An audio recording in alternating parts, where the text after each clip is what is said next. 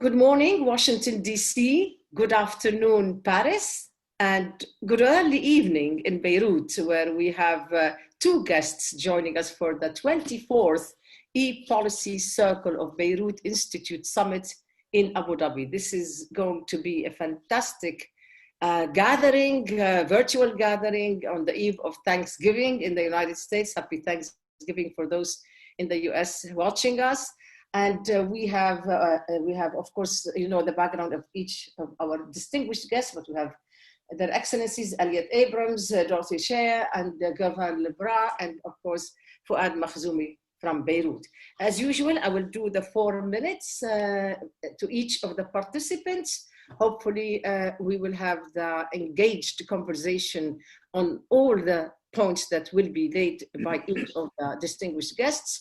And then we will conclude with a minute or two so that we know what each wants us to walk away with. So I'll start with Elliot Abrams. Please, you have the 4 minutes to you. Kindly begin. Well, thank you very much, Raghia. It's great to be with you. I wish we were able to be doing this in person. Needless to say, we are on the verge of big political changes here in Washington, and we are very concerned about the events of the last year and the coming year in the Middle East, not least in Lebanon. And Lebanon has certainly attracted a lot of attention in the US, partly for the events that are, let us say, in domestic politics in Lebanon, but also, of course, my own portfolio, which is Iran. And our concern has been that Lebanese have not been able to make their own decisions about the future of their country because of the very heavy hand of Hezbollah and the heavy hand of Iran that we see. Obviously, there's a lot of discussion of US policy toward Iran.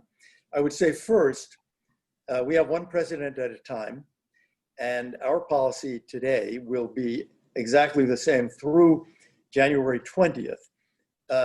It is a policy of maximum pressure, and I would announce today something that we will announce here in Washington later. We are sanctioning 4 entities today for their activities in promoting Iran's missile program.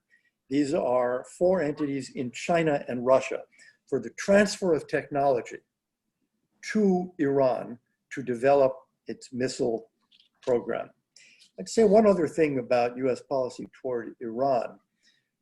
There is a view, I think, that a new administration can come in and turn a switch. It's like a light switch. No JCPOA, then we turn on the JCPOA. And I would say to you that that's not so simple. That for one thing, there are a number of governments around the world, not just in Europe, but this time in the Middle East. Certainly Israel, the Emirates, Bahrain, Saudi Arabia, that have a real concern about these negotiations with Iran and that are going to want to have their own say. Things have changed since 2015 in the Middle East, in Lebanon, and really in every country, certainly in Iran. For example, changed in the Iranian nuclear program. They are now violating the JCPOA. Some of the sunsets, the first were 5 years, well, we're past 5 years. So that has to be negotiated as well. I don't think this idea that you flick a switch works. And my own view is that a real renegotiation, even if you wish to return to the JCPOA, will take many months. And I've noticed some comments by the French foreign minister to the effect that a kind of, what should we say, automatic return to the JCPOA is not right. And that there are many other concerns that France and others in Europe have about, for example, Iran's role in the Middle East in support of Hezbollah, Hamas, the Houthis, its role in Syria, that definitely need to be discussed. So those who think this is a very simple bit back to the JCPOA are going to, I think, be quite surprised. I may have used up my 4 minutes, so let me just stop at that point. Let me do a quick follow-up with you, though, before I move on. The four entities, are they governmental entities? Are they, can you tell us the names? And you said it's related to transfer of technology. Go ahead, give me the names first, Elliot Abrams, please. It's the Chengdu Best New Materials Company and the Zibo Elium Trade Company, which are both in China, the Nilco Group, and Elikon, which are in Russia, transferring sensitive technology and items to Iran's missile program. Okay, so but this is then, this is not related to the resumption of potentially, there is a resumption of selling arms to Iran, meaning the Chinese and the Russians, because I understand that you have another set of sanctions ready for that, right? I just want to make sure that we will have next week and the week after and the week after, all through December and January, there will be sanctions that deal with arms, that deal with weapons of mass destruction, that deal with human rights. We'll have additional human rights sanctions. Yes, so this will continue on for another couple of months, right until the end. Okay, Elliot Abrams, I suppose we will get back to you to see how much of that will be related to Iran, Hezbollah, because in Lebanon we care a lot about what happens to the sanctions from now till January 20th, and that's why we're going to go to Dorothy Shea, who is your ambassador, U.S. ambassador in Lebanon. Dorothy Shea, 4 minutes to you, please. Thank you, Rahita, for the opportunity to participate in today's discussion. And it's an honor for me also to be on a panel with Elliot Abrams, who was my former boss. The title of your session is very poignant right now for Lebanon, and I'd like to drill down a bit to that aspect of the question. We are in the midst of a deepening economic crisis, and I've actually noted before that maybe the word crisis doesn't quite capture the gravity of the situation. So I don't know, I'd like to have a discussion how we could better describe it, perhaps catastrophe or something else, but clearly we are in dire straits. And on top of that, of course, Lebanon is facing stalemate in the government formation process. Combine that with the COVID-19 pandemic and against the backdrop of the August 4th Beirut port explosion, we have, I fear, the makings of a toxic cocktail that will carry profound implications for individual Lebanese and their families, not to mention the economy and potentially beyond in the region. So in your talk here about who authors the future, I'd like to underscore some of the issues that I believe will be essential to Lebanon's recovery as we try to reinforce US policy priorities here. Now, first and foremost, Lebanon urgently needs reforms. And by that, I mean implementation of serious and far-reaching reforms to get the economy back on track. This is imperative to restore the confidence, first of all, of the Lebanese people in their own government and leaders, but also beyond internationally in the economy. So also, we really need this to restore investor confidence and unlock international assistance. But before these reforms can happen, Lebanon needs to have an empowered government. So the stalled government formation process prevents the undertaking of real reforms, some of which would generate much needed revenues that are so desperately needed to meet the basic needs of Lebanon's citizens. Now, 3 months into a caretaker government that lacks authority to take these decisions, I'm sorry to say, I don't detect a sense of urgency on the part of Lebanon's political leaders, notwithstanding the efforts of the international community, whether the United States for our part, or France, or others. And I hope you saw that the International Support Group for Lebanon is putting out a statement today that addresses these urgent needs for concrete action. So the United States has made clear our steadfast commitment to Lebanon as the country faces these multifaceted challenges. And just to tick off a couple statistics about our assistance, we put our money where our mouth is. In 2019 alone, the United States provided over $750 million in assistance, and that was some of it security assistance, economic assistance, and humanitarian. This year, 2020, we provided approximately $41 million to help mitigate the spread of COVID-19 and about $31 million to help meet immediate needs after the port explosion. At the same time, we've made clear our commitment to using policy tools, and this gets to what Elliot Abrams was saying, including sanctions and conditionality on assistance to the government to promote accountability and to make clear that there will be no bailouts. Business as usual must end. So the recent sanctioning under the Global Magnitsky Act of Gibran Bassil represents just one example of how we are promoting accountability and, more importantly, standing with the Lebanese people against, I've heard the term used, merchant politicians. Yeah. I'm talking about leaders who betray the people they're supposed to be serving by engaging in corruption or enabling Hezbollah and its terrorist agenda. In this time, especially when the country is in absolute crisis, it is unthinkable that politicians would put their own interests or those of their parties ahead of the country.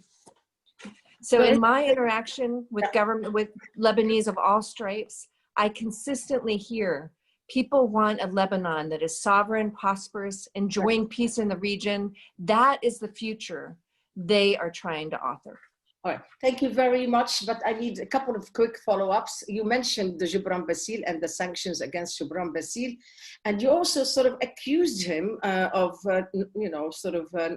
running away from the truth, if not lying. You said that he was interested in breaking with Hezbollah, and so sort of something has happened that something's obviously that we don't know. He says, prove it. He thinks that it's because of Hezbollah ties that you sanctioned him rather than because of corruption. So what's going on? What happened between you and Gibran Bassil? Why don't we know the whole story? Well, typically, we keep conversations that are held at a diplomatic level. But you didn't. In confidence. I spoke out because he had mischaracterized several things, taken some of our conversations out of context, clearly in a self-serving way. Now, the United States has made no secret that what our views are of Hezbollah as an organization. As a terrorist organization, as an organization that does not promote transparency or accountability. So we've been very clear on that. And we think this alliance between the FPM and Hezbollah has not served the people of Lebanon very well. I will make no secret about that either. All that being said, Gibran Bassil was sanctioned under authorities of the Global Magnitsky Act. He might have been surprised by that, but the implication was somehow that I had a duty to tell him that ahead of time, which I did not.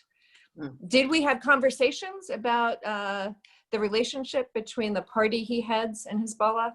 Yes. And was he close to the point where he was ready to throw in the towel? Yes. And as I said previously on the record, he even thanked me and the United States for making him confront those hard realities. We're going to discuss that further, and I want to also ask you about something you mentioned twice when you spoke of the stalemate in the formation of the government. Actually, let me get that through because I don't want to lose sight of that. You seem to be blaming Saad al-Hariri, and probably he is not going to be able to form a government without Hezbollah. So is he next on your sanctions list? Is it time that he steps out, especially that the 17th of October people march didn't want him to come back? This is to both of you, Elliot Abrams and Dorothy Shea. But Dorothy Shea first. The United States is not blaming any one person, and we were never quite in the position of focusing on exact personalities and the composition of the future government. Rather, I think it's an indictment on the political class as a whole that I haven't detected, as I said, any sense of urgency. The country is in crisis. The country desperately needs a government that can start making these decisions and implementing them. So should he defer or step out? Like right away? Is there a timeline? No, we never put a deadline on them, but it needs to happen and it needs to happen urgently. Now, with regard to your question about sanctions, there's been a lot of speculation in the media about the United States having a sanctions list and there's 24 people on it or 22, and different accounts have different numbers. In fact, I have nothing to announce in that regard. There are a number of files that have been looked at in Washington that continue to be looked at by those who are specialists in reviewing the applicability of our sanctions authorities. And I can't preview who might be next, but there are files that are in preparation under authorities that have to do with counterterrorism and under the authorities that were used against Gurvan Bassil against corruption. All right, thank you very much. I will go now to Gurvan Lebara, and excuse me, I made you wait too long. 4 minutes to you, please. No problem. Thank you very much, Farida. Well, since 4 minutes will be very short to enter into the details of each and every situation that has been raised until now, let me start with more general considerations. And of course, as the deputy head of the French policy planning, I will not be able to offer you an official perspective, but rather give you a taste of how we perceive and discuss these issues in the ministry in Paris. So our headline was stability redefined. I don't know if we need to redefine stability, but we sure need to achieve more stability in the region right now. So that's an important goal, and that we all share, I think. But it's also a specific perspective for France and Europe, because it's our own security that is at stake.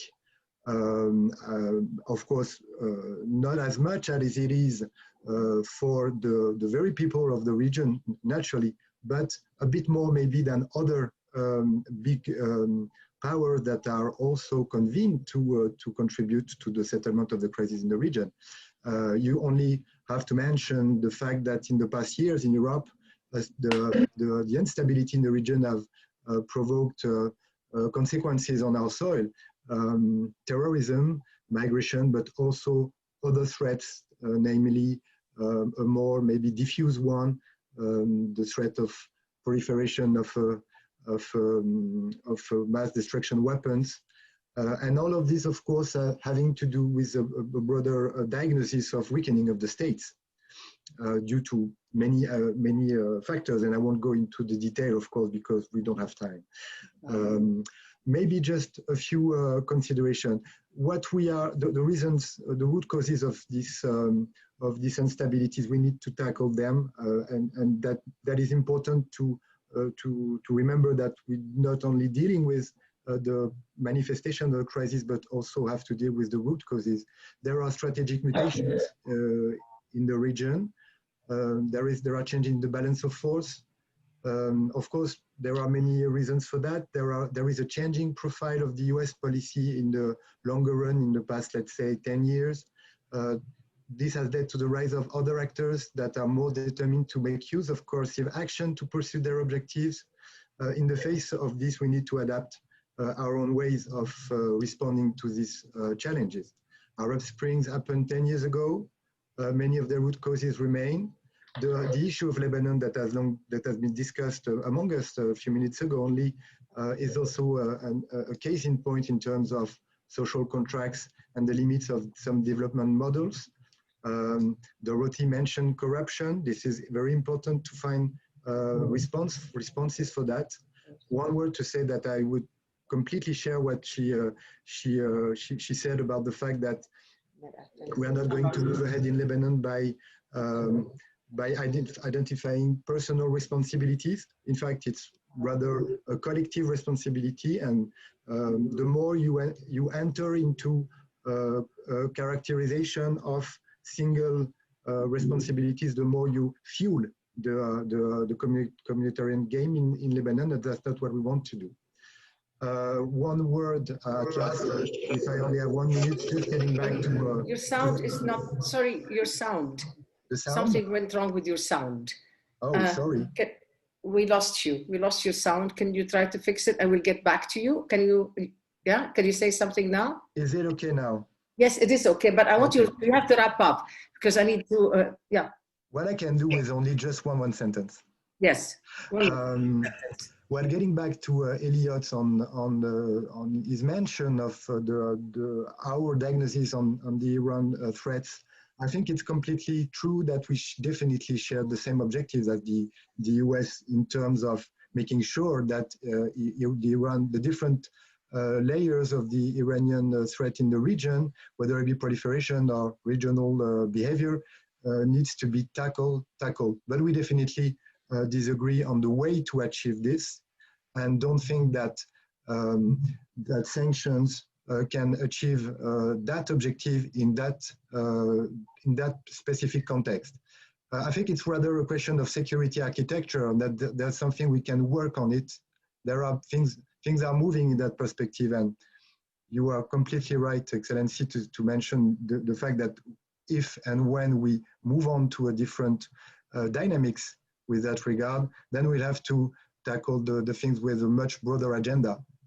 Okay.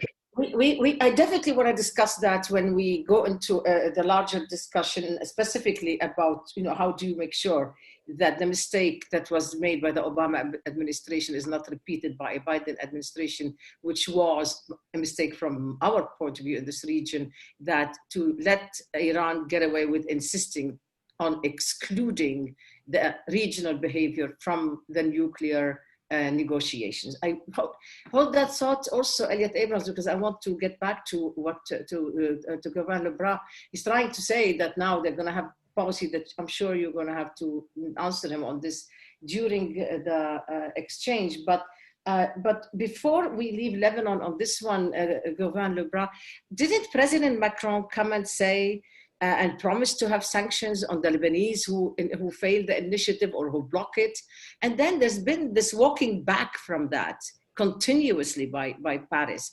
Is this still on the table? Is Paris at all interested in the sanctioning of people who are obstructing the initiative, as President Macron said here in Lebanon? Or is this now a new game with the Biden administration coming in? Short answer, please, because I have to go to Mr. Makhzoumi. Yes, of course, very short. I think the question is not whether we are still interested in sanctioning. The question is, are we still interested in trying to move ahead the issue?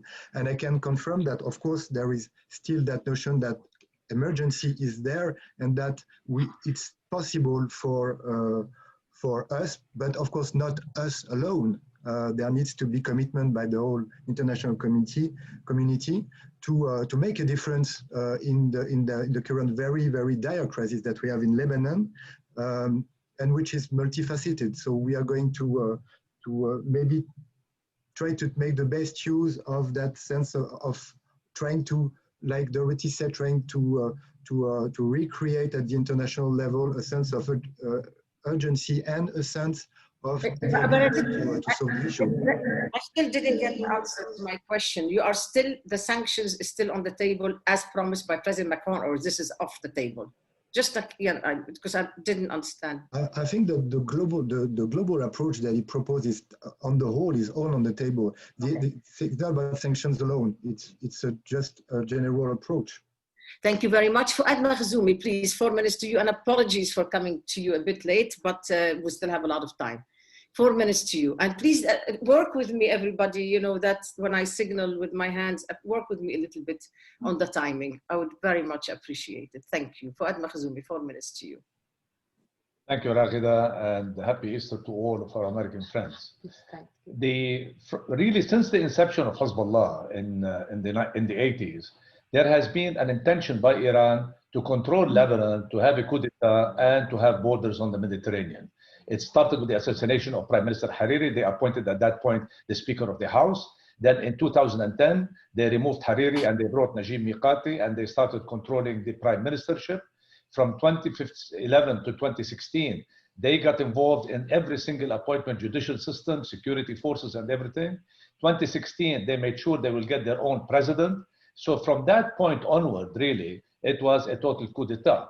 And in order to legitimize this thing, because especially after the sanctions started in 2015, 2016, as Elliot Abrams said, definitely they wanted to have a law, which is 2017 election law, that gave them that legitimacy, because they decided to appoint who is the prime minister, who is the speaker, who is the president. And really, they thought life is fantastic. And they decided to create that famous formula that Ambassador Shea referred to in previous speech, whereby she said there was the golden formula. The arms of Hezbollah, the corruption of Hezbollah versus the power given to the other, safety network that was created by Hezbollah by having the strong Sunni, Hariri, having the strong Shiite, which is Nabi Berri, having the strong Druze within Jumblat, and Michel Aoun as the strong Maronites, in order to really control the country. 17th of October came, and I agree with Ambassador Shea, because what she said is absolutely correct. Because, as much as we all thought that this corrupted class should have at least a minimum of human feelings for the people that elected them, and they have proven that really they don't give a damn for all of this. And what happened after that, they all retracted. Now, where do we go from here? And I believe the sanctions that were put on Hezbollah within the package of against Iran is very important, it's very critical for the changes. But in order to move forward, Hezbollah, after the sanctions started being implemented against Iran and Hezbollah, they looked internally to try to generate the missing funding that was stopped by the sanctions. And this was the port, the airport, and the illegal points of entry between Lebanon and Syria. Unfortunately, the biggest crime that happened in Lebanon on 4th of August destroyed the port. But that means we still have to control the airport. We have still to control the borders with Syria. And this is where we propose that the international community, through IATA, start putting the restrictions and to be really involved in the security of the airport of Beirut. This is one. Secondly, there was discussion that we expand the mandate for the UNIFIL in order to control the borders with Syria. At the end of the day, this claim that we're stopping the terrorists coming in, yes, but we want to make sure that we stop the terrorists coming into the Lebanon, but at the same time, we want to stop the illegal funding that comes into the Lebanon that finances the situation where we are in, that's undermining the institution of government. If we want to go further than that, we are a parliamentarian system. Parliamentarian system, it means we have to have control of the parliament. In 2018, everybody, blessed Lebanon because it was a clear election. We all know it was fixed by Hezbollah and their allies. And I'm one of the people that suffered. I lost 2 at 12 hours after the election. But at the end of the day, we need to have the control. We believe the people of the 17th of October are willing to go ahead. They are willing to make the change. And if we put the sanctions on all politicians before the elections, then the people will know exactly who stole the money and who destroyed their country. As far as the reference point of Ambassador Shea for the cabinet, I agree with her 100%. But my advice, let us not go back to the old corrupted class, rebrand them in order to form reforms for the future. Thank you very much, Fouad Makhzoumi. I know and my follow-up to you is going to be actually taking a point that you made and taking it to the others. So there is a proposal, the airport. Is this a sort of thing, Elliot Abrams, that the US is thinking about, or how independent is the focus on sanctions against Iran from sanctions against Hezbollah, from sanctions against the political leaders and what the corrupt class?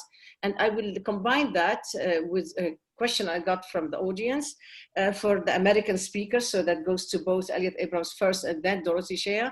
It says, why is Gibran Bassil sanctioned by the US and not Saad Hariri or Nabi Berri, who are, from what they say, even more corrupt and also effective partners in power with Hezbollah? Is the US having the usual double standard at play again? That's Elliot Abrams. That's not my question. Somebody who wants to know what you think about that. I think that the first thing to say is that Fouad Makhzoumi was exactly right in describing what happened here. The United States put increasingly effective sanctions on Iran. So this means that they had less cash to give Hezbollah. What does Hezbollah do? It says, well, first, remember last year, Nasrallah actually made a public appeal for donations to Hezbollah. But they also try to squeeze more money out of the areas they control. And one of the critical areas they control is the port and the airport. Now, what exactly are the effective ways of diminishing its control? That is a question I would actually turn to Ambassador Dorothy Shea, because it's a hard question. And it does require not that Saad Hariri act, but that everybody act. And this is a critical point. When people went to the streets of Lebanon, they were shouting, "Enough is enough." And they were talking about the whole political class. They were not selecting out one individual or another. They were looking at the political elites and saying, you have failed us. But this is clearly related to the US sanctions on Iran, because they have squeezed a number of the groups that are receiving funds from Iran, and they are receiving less. We can see the Iranian budget go down. But for a more detailed answer on the airport, I would turn to the ambassador. All right, go ahead, Ambassador Dorothy Shea. Yes, thank you for that. By our conservative estimate, looking at government statistics, we believe the government is deprived of at least $500 million a year in what should have been coming in as customs revenues, whether at the port or airport or land borders. So that is money that's not going into government coffers. And so no wonder the government is not able to provide and meet the needs of its citizens. So absolutely, some cleaning up is in order.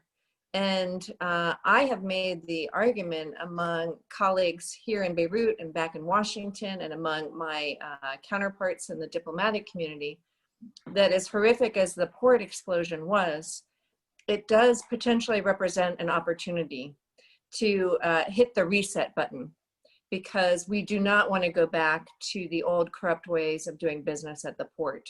And I believe some kind of formula of privatization will help clean up the act there. And I believe to get the support of the international community, it's going to need to be squeaky clean. And I would apply that same standard, whether at the airport or at land borders as well. And do you care to answer the question that was put to you both from somebody from the audience about Mr. Saad Hariri and Nabil Berri? Look, I understand that people are frustrated with political leaders, and some people rejoiced and some people were really angry when Gurvan was designated. And the same could be said for backers of politicians of all stripes, I'm sure. I'm not going to say who may or who may not be sanctioned. I don't know, quite honestly. This all depends on evidentiary standards that people back in Washington review. But anyone who has been engaging in massive corruption, or anyone who aids and abets a terrorist organization, should review their actions and consider the implications. Gurvan Lebrun, you don't think so? You think that we need to really separate these two things? I mean, the French policy is very different from the American policy in this regard, that no, we have to accommodate, we have to live with it, we have to make it work. Well, so far it has not really succeeded. Unfortunately, we all were hoping that your initiative will succeed. And we counted actually on the fact that there may be sanctions in order so that your initiative is taken seriously, your efforts are taken seriously. And here we are, back to square one, and the country, when, like Dorothy Shea said, it's catastrophically, in a catastrophe. Go ahead, please. Can you tell me what on earth are you waiting for?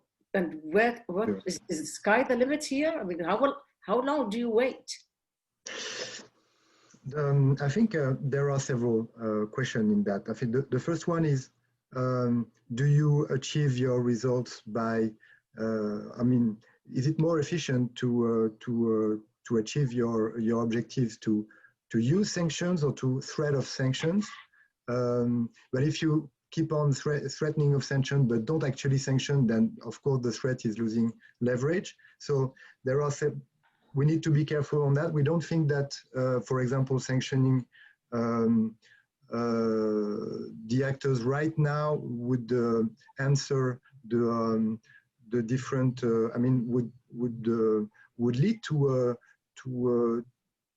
some kind of way forward in terms of I mean, who's going to make a government if all are sanctioned? The fact that you have members of the government sanctioned by Washington, for example, hasn't really changed the course of action of the Lebanese political forces so far. So it's not just, maybe probably a one single approach is going to fail, but an approach that is able to combine the different layers would work.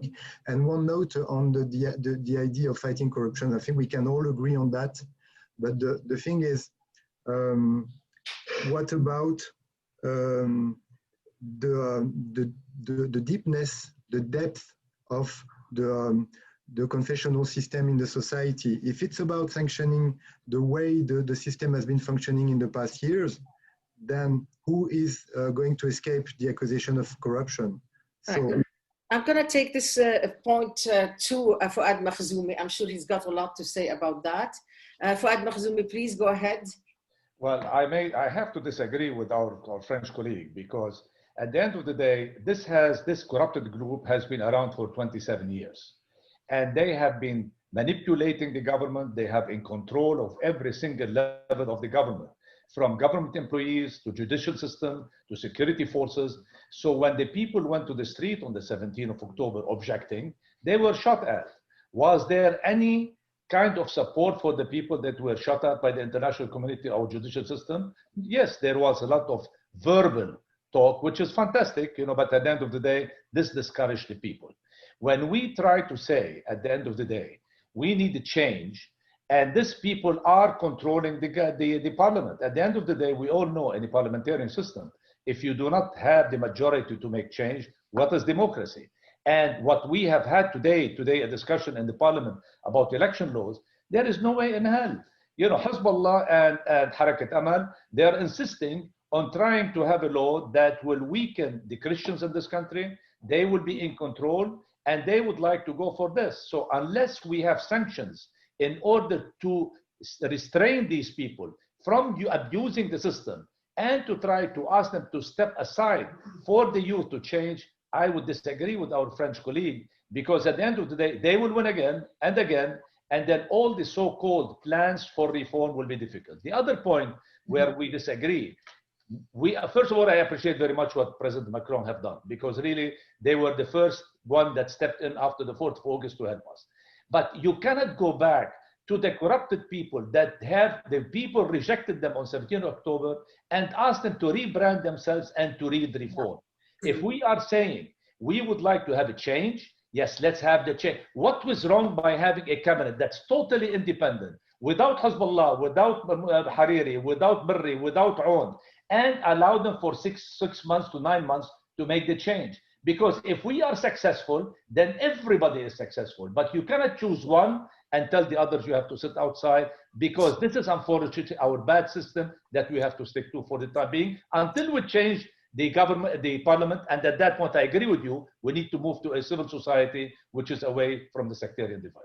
Thank you, Fouad Makhzoumi. I need to move to a question from someone who's listening to us, and they are informing me that the Iran court just issued an execution order of an EU citizen hostage, Ahmed Riza Jalali. Will the United States and the Europeans take any action, any form of action toward putting an end to the Iranian hostage-taking foreign policy? This is a question that I just received. It goes to you, Elliot Abrams. This is a terrible case, of Jalali, and there have been appeals by governments in Europe, the Swedes in this case taking the lead, and you see the reaction of the regime, which is essentially to say, shut up, go away. My answer to this is they don't listen to humanitarian appeals. The only thing they understand is pressure. And so I would hope that the Europeans would, frankly, make them pay a price if they go ahead with this. This follows by a matter of weeks of the execution of Navid Afkari, the wrestler. And there was a global effort. But it isn't enough to say, oh, this is terrible. For example, in the case of Afkari, it should be followed by banning Iran's participation in world sporting events, including the Olympics.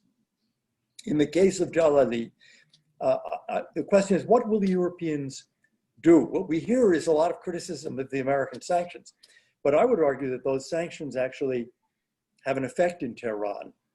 They care about that. They know what it's doing to their economy. So words are great. They are a start, and then action.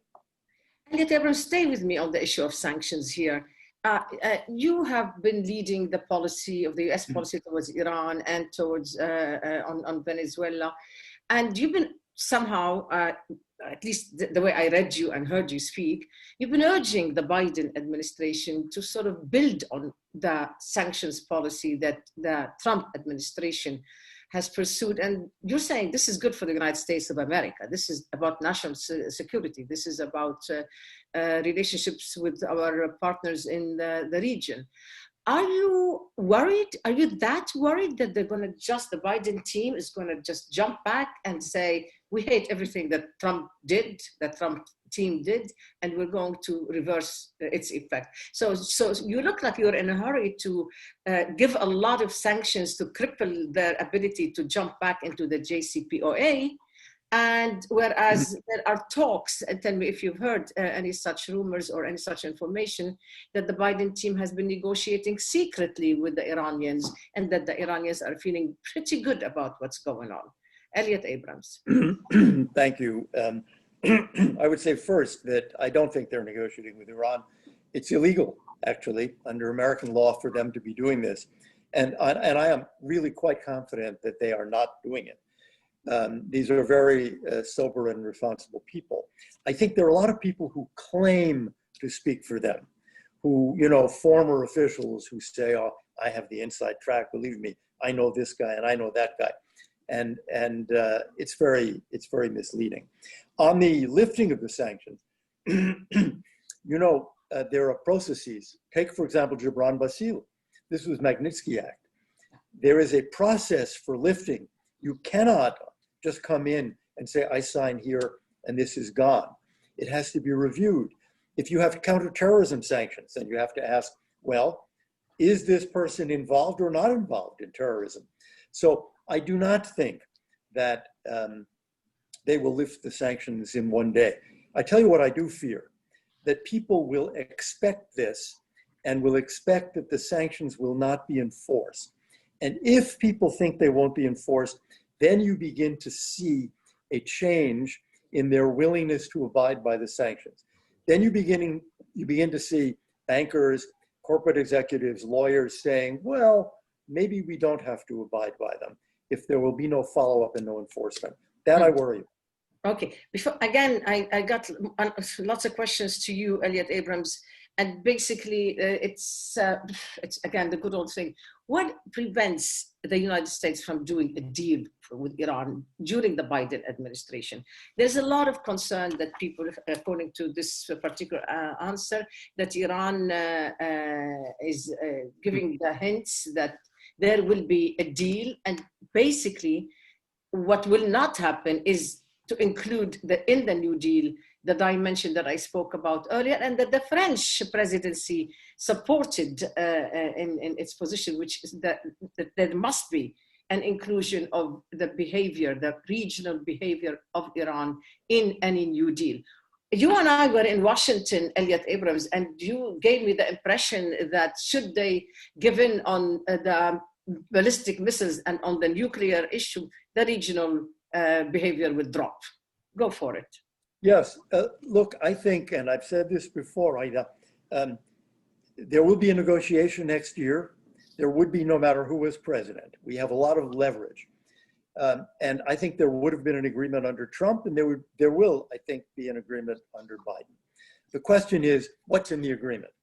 And what we need to do is to use the leverage that has been built up over these years of sanctions, use it to make sure that, for example, these regional issues, the missile questions, become part of the agreement. What I mean is, if you lift all the sanctions to get back to a nuclear agreement only, then you have eliminated your leverage. And then you go to Iran and say, now we want to do a deal on missiles and on support for terrorist groups.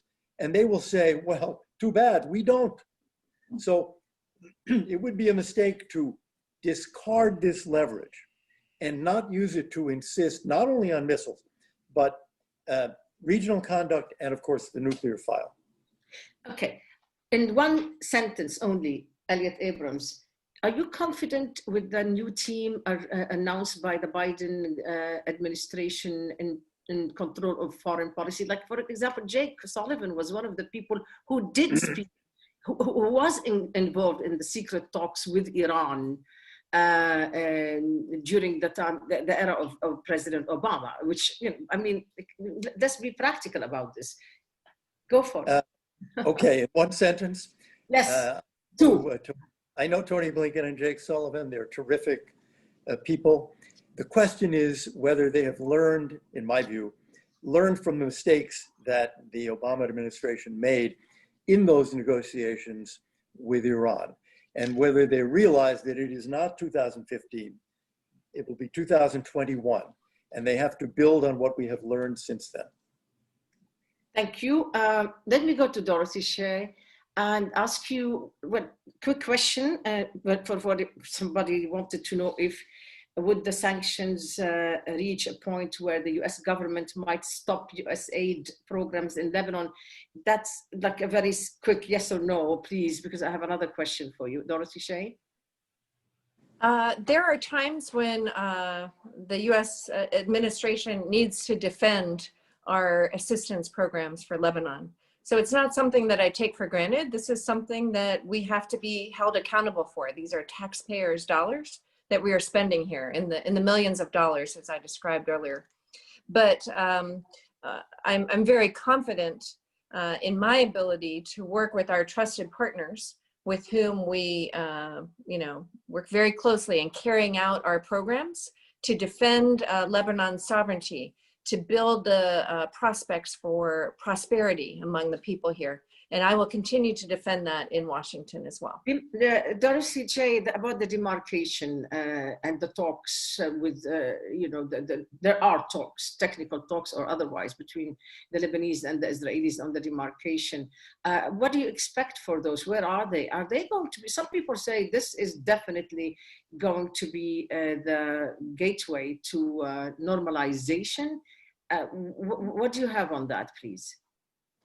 Well, I do see it as a sign of hope, a glimmer of hope, let's say, that is out there. And I believe that both sides are motivated. There's a lot at stake here. And we're prepared to do our part as mediators to help the sides get to the point where they can agree on a maritime demarcation. Now, both sides are going to have to demonstrate that seriousness if they're going to get there. And it's not going to be easy. There's going to have to be some give and take. And we're just going to have to watch and wait and see. But I firmly believe, and I heard it directly from people who got the instruction from on high on the Lebanese side, that their mandate was to get an agreement and to get it quickly. So I wish them success, and we'll do our part as mediators. I'm going to go to Fouad Makhzoumi and then get back to Gurvan Lebra, because I want to go back to this issue of renegotiating the JCPOA and the regional behavior. I mean, whether there is any thinking, or there must be a way to absolutely have it as part and parcel of a new agreement, the regional matter, the regional behavior of Iran, and including Syria, including Lebanon, Iraq, and Yemen. But let me go to Fouad Makhzoumi, because I want to conclude on Lebanon with you, Fouad Makhzoumi. Is this a lost case? I mean, is the future of this country doomed? Is it over? What do we tell people who are watching us right now? Lebanon has survived for thousands of years. As you know, for the last 200 years, every 10, 15 years, we have a group of sectarian group that decide to take over the country. And then at the end of the day, the others will go get the support from the region and then try to change it. Lebanon, it's the only country went to civil war and came back as one country. This is an opportunity that we can all work together in order to be part of the region and to be part of to live together. When when the issue about what the ambassador said, we, irrespective whether we will do normalization now or in the future, We need to finish the demarcation for one simple reason. We need to take out any excuse for Hezbollah to claim that there is a reason why they should keep their arms. The sooner we can get this demarcation done, the sooner we can try to say this is done. If there is anything which is left, let's take it to the international courts in order to solve it. This is one problem. The second problem, we cannot at all think that this country is without, beyond redemption. We all the time went to civil war, unfortunately, but we came out of it. My suggestion, we internally, we cannot do this change on our own. We need help. And when I see that the United States, the Gulf, France, and all of them are showing the goodwill, then we are willing to work with them. But you cannot come back to us and telling us, guess what, look, I don't care about sanctions. What we will do, we will use the same people that have stolen your money, that corrupted your system, they refuse to reform, and we will try to work with them in order to make the change. My suggestion is that we all work together to really open the door for the younger generation, for the people of the 17th of October, in order to make the change. And the last point for our French colleague. The French initiative wanted Saad al-Hariri to be the prime minister. Saad al-Hariri is against forensic audit. Saad al-Hariri does not want to touch the central bank. Saad al-Hariri doesn't want to try to work with the banking, with the reforms, because he owns a bank which was part of that corrupted system. My suggestion, my dear friend, we love France. We have very good historical relationship with you. We would like to develop a regional cooperation with you, but please try to see what the people want, not what should be forced on the people that you're coming from outside. So I need to absolutely go to Gurvan on this one, and please address the points made to you by Fouad Makhzoumi, and also tell me if you know anything about the investigations regarding the explosion of the port, because between the FBI investigation and the French investigation, I don't think, and with the corruption of everybody here in Lebanon, including all the insurance companies, and we have to have a case against them, a legal case against them, because without closure of these investigations, we do not build our homes. So, Gurvan Lubra.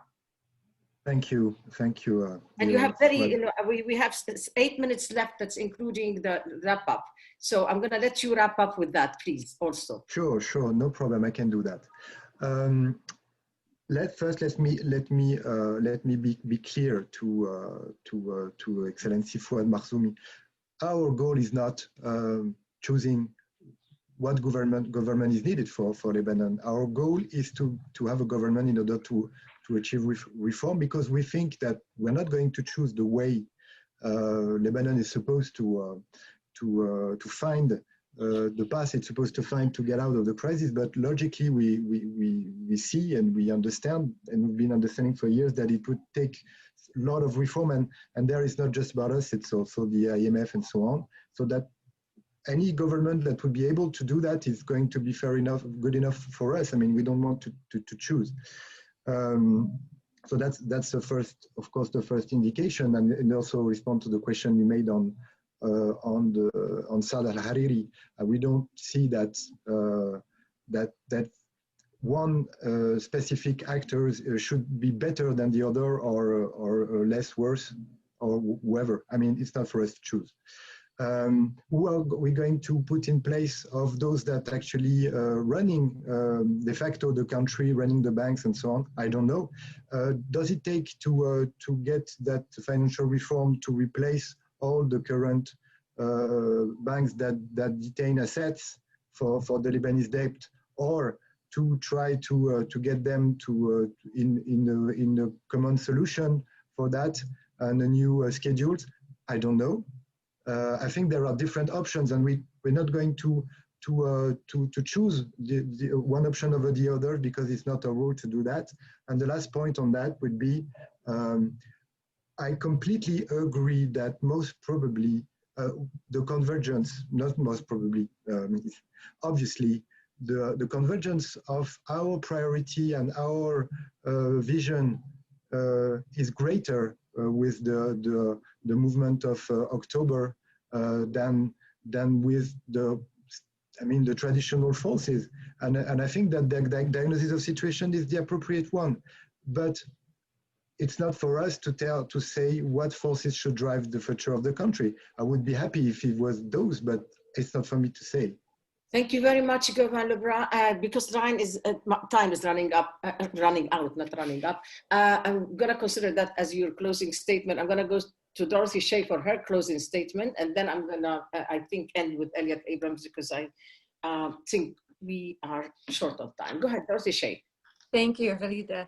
I would like to focus on something that we didn't talk about very much. We talked about the stick of sanctions a lot. But there are also carrots that are on offer. And I want to remind everybody of that, not just from the United States, from other members of the international community, donors. We stand ready to work with the people of Lebanon and a government of Lebanon that gets it together to the point that you are committed to and able to and in the process of implementing reforms. That's what we need to see. And we desperately need that to stop the bleeding out that we see of money just going into the Mediterranean, basically, every day, flowing out of the country. So let's staunch the flow and then stabilize the economy and get to the point where we can work together and really help rebuild. We want to be a part of the solution. Thank you very much, Dorothy Shea. Elliot Abrams, with the Biden administration, if they drop the sanctions, what would happen? How would that affect? I know it's not fair. I'm asking too many points here. How would it affect not only the Lebanon policy, but also the Syria policy? And back to the issue of a new JCPOA. Someone is asking me, should a new nuclear agreement also be accompanied by a parallel agreement on regional behavior and security? Could China and Russia be persuaded to be a part of that? I know this is asking too much in a minute and a half. Yeah, 2 minutes. 2 minutes. I'll try 1 minute. Thank you, Raya. Look, we think the Biden administration has a great opportunity because there's so much leverage on Iran through the sanctions.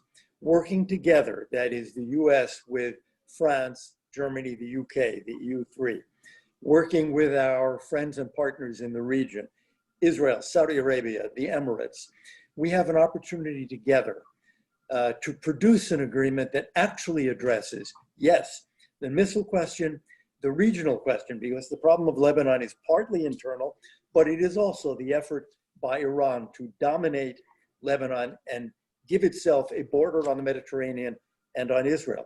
If we work together, there is a real opportunity. If we discard the leverage we have, it would really be tragic and foolish. But if we use it, there is a chance, I think, for a constructive agreement that addresses all of these problems. Will you be playing a role? And let me ask you, are you guys going to help with the transition or not? I mean, yes. Shouldn't you be in putting an input in the transition rather than saying, okay, we're not going to recognize you? What do you think? The transition mechanism began, I think, yesterday. There will be further steps because we have our holiday of Thanksgiving now. Further steps next week. And I look forward to engaging with the transition myself. It would be my third one. So, who would be your counterpart, Elliot Abrams? Who would you be coordinating with? Not named. And one of the questions that will be interesting to see, is there a special representative for Iran? And if there isn't, what would that mean? It would mean that the Assistant Secretary for the Near East, or perhaps the Secretary or Undersecretary, would take on this portfolio. With that, I'm going to have to thank you, everybody. And I'm going to quickly announce who are our guests for next week. If we lose electricity, stay put, don't go away. 1 second. Our guests for the 25th E-Policy Circle of Beirut Institute Summit in Abu Dhabi, they are Ambassador Tom Fletcher. He's now the principal of Hartford College at Oxford University. We have Vance Serchuk. I know that you know him because you were together, my guests, at the first summit in Abu Dhabi a long time ago, 2015, I think it was. So he is now the director of the KKR Global Institute. We have Karim Sajjapour, you all know him. He's an Iran expert and he's at the Carnegie Endowment for International Peace and a very good observer of the US-Iranian relations and the reflection of what happens inside Iran on foreign policy. And we have Asli Aydin Tasbas, I hope I'm saying that's right. She is Senior Policy Fellow with the Europe program at the European Council on Foreign Relations. Her specialty is Turkey. I thank you. I think, Fouad Makhzoumi, quick word, please. Go ahead. So far, the sanction has worked, and I think we should continue. I think we should put all the possible opportunities to make sure that we reduce the financing for Hezbollah. I think if we can do that, then we will be weakening the political safety net that was created by Hezbollah after the 2018 elections. I think we will have a much better chance in order to move forward with the reforms. Thank you, Fouad Makhzoumi. Thank you, Gustave Lebras. Thank you, Dorothy Shea. And thank you, Elliot Abrams. I am so grateful that you have honored me by being my guests, and hope to see you at the Real Summit sometime in 2021. Thank you. You have a wonderful evening, morning, and goodbye for now, everyone. Bye. Bye. Thank you, Aida. Bye-bye.